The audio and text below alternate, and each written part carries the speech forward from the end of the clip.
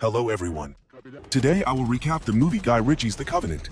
The movie is based on a true story about two American soldiers who fought bravely against a group of Taliban insurgents. They not only had to protect their families, but also had to fight non-stop. While they survived this pursuit, please follow along. In 2018, in the context of the war in Afghanistan, an explosion occurred while the U.S. military was checking passers-by at a patrol post. The explosion took the life of an interpreter. After the incident, Sergeant John Kinley, the person in charge of the team, needed to find a new interpreter to continue the mission. He was introduced to Ahmed Abdullah, an Afghan soldier who was fluent in 4 languages and had excellent mechanical repair skills. Ahmed had just lost his son to the Taliban, so he also needed a job to support his family.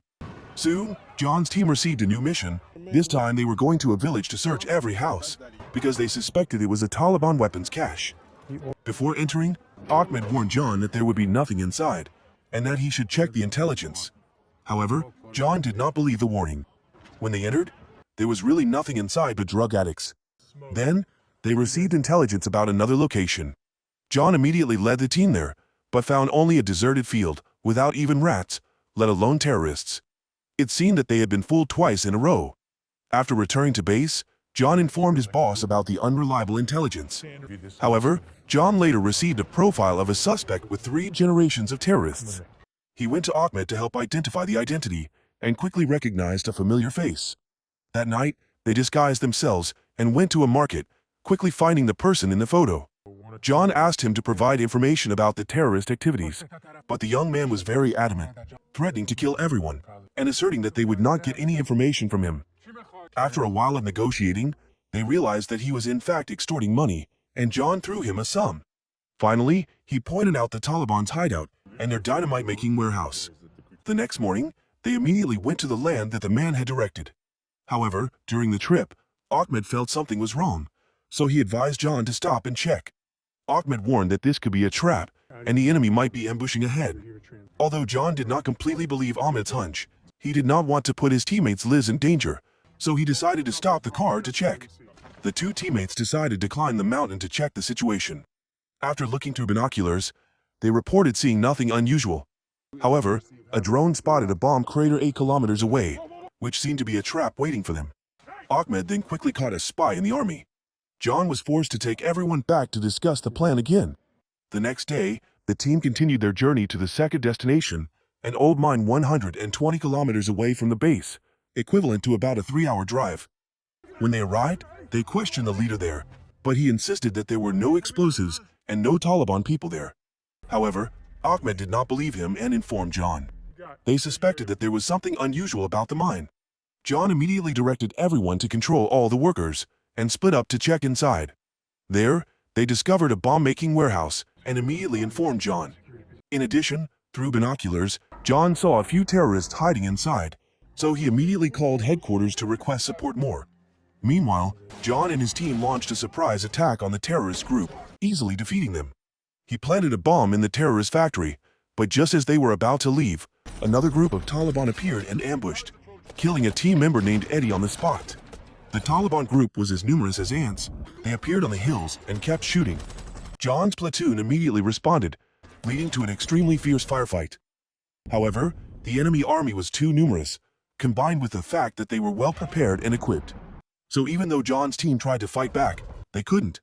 In the end, they had no choice but to shoot back and run to the car. However, the Taliban continued to attack with bombs, causing more deaths. In the end, only 2 people, John and Ahmed, got into the car and escaped. Meanwhile, the explosives factory also exploded shortly afterwards.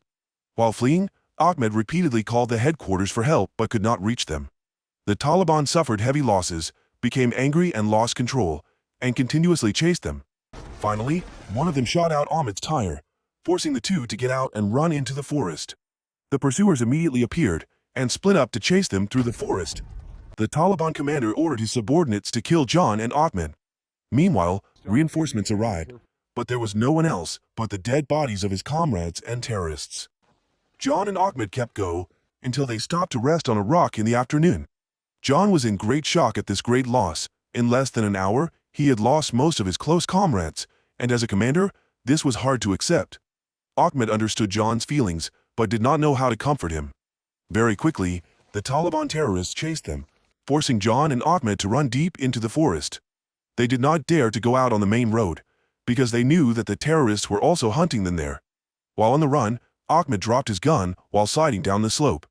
John saw this and gave Ahmed his pistol. The two saw a few Taliban soldiers below the valley and quickly shot them. However, at the same time, a large number of terrorists gathered around them. The two were very careful not to make any noise. While running away, they even captured a terrorist, deciding to deal with him immediately.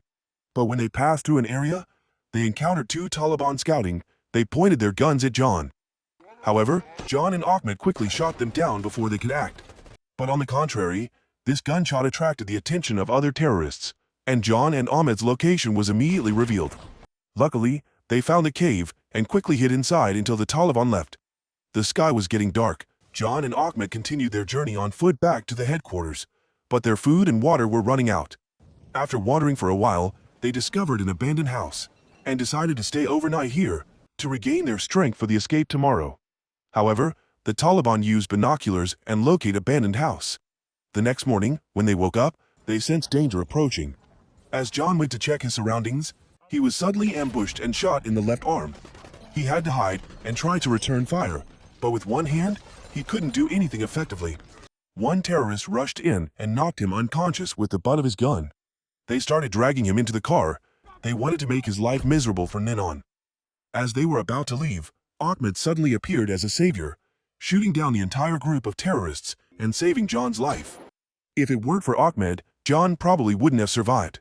Ahmed helped John disinfect his wound, then changed into local clothes and built a wooden cart to pull John back to the base.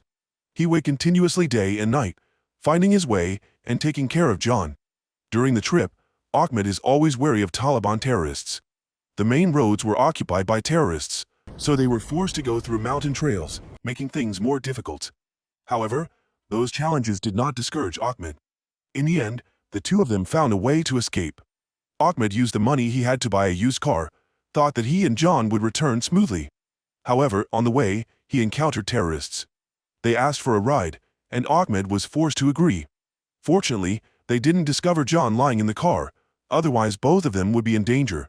Finally, Ahmed found a group of nomads and asked them for some food and painkillers for his injured friend, John. A man from the nomad group came to check on and said that they also had a grudge against the terrorists, so they enthusiastically helped Ahmed and John. They give Ahmed with some opium to relieve the pain and help him transfer John to an ox cart to continue the journey through the mountainous roads. To avoid being detected by the Taliban, Ahmed and John had to move day and night. However, John's wound showed no signs of recovery, so Ahmed had to do everything by himself. His will must be said to be extremely high. Day after day, he persistently pushed John to find his way back to base. There were times when his body was exhausted, and the pain was so great that he could not motion. He fell into despair and cried, but he quickly regained his spirit to continue the challenging journey. When he was almost exhausted, he saw a roadside stall and stopped to buy water for John. Unfortunately, the terrorists also stopped there. One of them found John lying on the cart, but Ahmed quickly shot him down. Finally, they were lucky when the reinforcements found Ahmed. They recognized Sergeant John and quickly brought both of them back. John received timely medical care, survived, and was brought back to his family in the U.S. to recuperate. Because he was in a coma during the escape, John did not remember the details of the incident, but he knew that Ahmed was the one who saved him. One day, a friend came to visit John. At this time, John learned that, like other interpreters, the government had promised to issue immigration papers and help them leave Afghanistan when they completed their mission. However, in reality, they did nothing, and Ahmed's family was in the same situation. Currently, Ahmed's family is being hunted by terrorists. Ahmed leading John, an American, on foot for 120 kilometers through Taliban territory without being captured was a huge humiliation for them. The Taliban leader put a high price on Ahmed's life. So, Ahmed's family had to flee everywhere, living in fear every day. John was worried about the life of Ahmed, the man who had saved his life. He immediately contacted many places to ask for help for Ahmed, but got no positive results. More than a month later, John still received only vague answers from the government. When he called the army to ask them to protect Ahmed's family, they informed him that the process would take about 9 months. John was angry that Ahmed could not wait any longer. In the following days, he lived in constant anxiety and sadness for not being able to help Ahmed. He remembered how hard Ahmed had worked to save him, and felt that he should have been the one to die. Thinking of his benefactor facing danger, John could not rest easy. John's wife realized that her husband had suffered a lot and was worried. She advised John to do what he felt was right. She and the children would always wait for him to return. With the support and understanding of his family, John decided to spend all his assets to save Ahmed.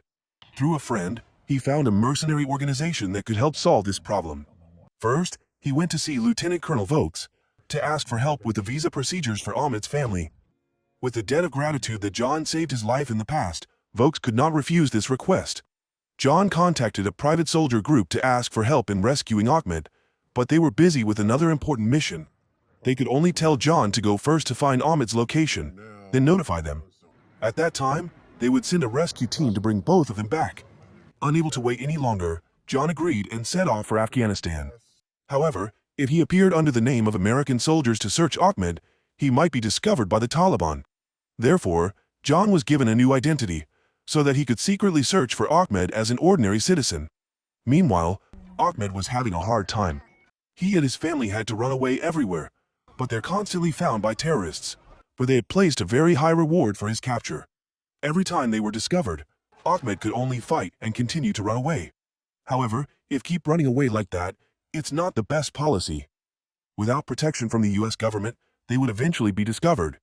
On this side, John found Ahmed's brother Ali. Ali, understanding that John really wanted to help Ahmed, agreed to take John to Ahmed's family's hideout.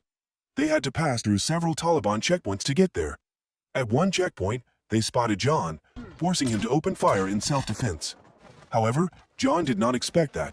A terrorist had observed him on call to report to his superior. The terrorist then stealthily tracked John. Finally, John found Ahmed in a village. He called the Parker mercenaries to report his location, and they arranged to meet in 2 hours at a nearby dam. Parker would send a helicopter to rescue the two. When they met, John and Ahmed happily reminisced about old times. John thanked Ahmed and said he would take Ahmed and family away immediately. Everyone quickly packed up their belongings to prepare to leave. No one expected that the terrorist from earlier was outside, and had informed his leader. Immediately, he sent a large number of terrorists to attack the village. When they saw John's car leaving, they immediately chased John's car. John and Ahmed hid in the car, constantly shooting at them, causing several cars to flip over and temporarily blocking their progress. He quickly planted bombs in the trunk of the car, using it as a barrier. Then, John and Ahmed ran into the tunnel, trapping the terrorists. However, the terrorists were already lying in ambush on the other side of the bridge, and as soon as John and Ahmed showed their heads, will be shot immediately. The two men were shaking but still hit their targets. Even though they tried their best, they could not destroy them all. As long as they crossed the dam, they would reach a safe point. John and Ahmed kept shooting, but the enemy still came like ants. Finally, after a long period of shooting, their guns ran out of bullets, while the enemy continued to attack. The situation became desperate, and everyone could only wait for death. However, fortunately, a fighter plane suddenly appeared in the sky. It continuously fired at the terrorists, causing them to fall like straw. Everyone immediately continued to attack, and wiped out the terrorists until their bodies were scattered all around. A relief vehicle also quickly arrived, timely get everyone out of there. John had obtained a visa for Ahmed, and now the whole family could board the plane with John to leave this dangerous place. This was a worthy reward for Ahmed's courage and loyalty. If you find it interesting, please give me a like and a comment about your feelings about this movie. Especially, please subscribe to the channel to follow my movie recap. See you again, my dear friends.